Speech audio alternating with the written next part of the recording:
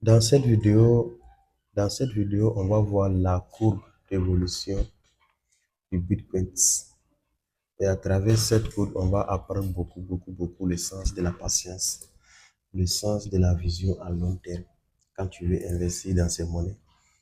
Parce que la plupart des gens aujourd'hui pensent que investir dans ces monnaies, tu vas devenir riche du jour au lendemain.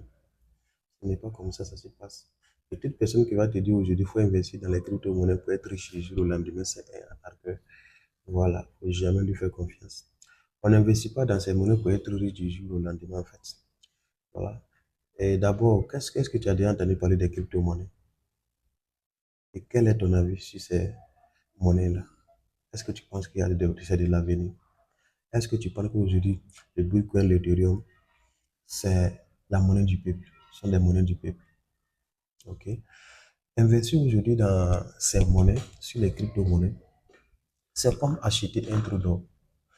Et tous ceux qui sont des Européens savent, quand tu vas pour acheter un trou d'or, on l'appelle le trou d'or.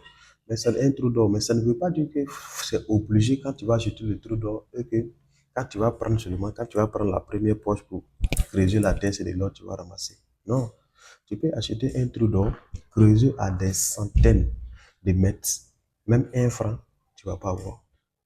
Mais c'est un trou d'or que tu as acheté, c'est un investissement que tu as fait. Tu as fait. Mais est-ce que cet investissement t'a reproduit quelque chose? C'est comme tu es là en faillite.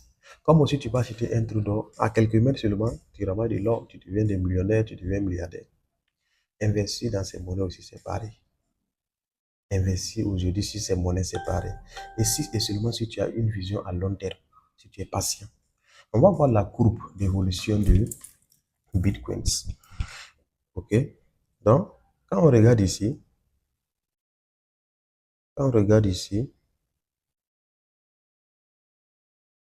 23 janvier 2011, le Bitcoin était à 0,44 $. Donc, du 23 janvier 2011, le Bitcoin ne valait pas 1 $. Le Bitcoin ne valait pas 500 ou 600 francs. Le Bitcoin ne valait même pas 250 francs en 2011. On va évoluer. OK? On va évoluer un peu rapide. Maintenant, 6 septembre 2011, le même Bitcoin qui était 0,44 est passé à 7,96 $. 6 septembre 2011. On évolue. C'est même 2011. Maintenant, 10 novembre 2011, le même Bitcoin qui était à 7,96 $ est revenu encore à 3,03 $. D'où la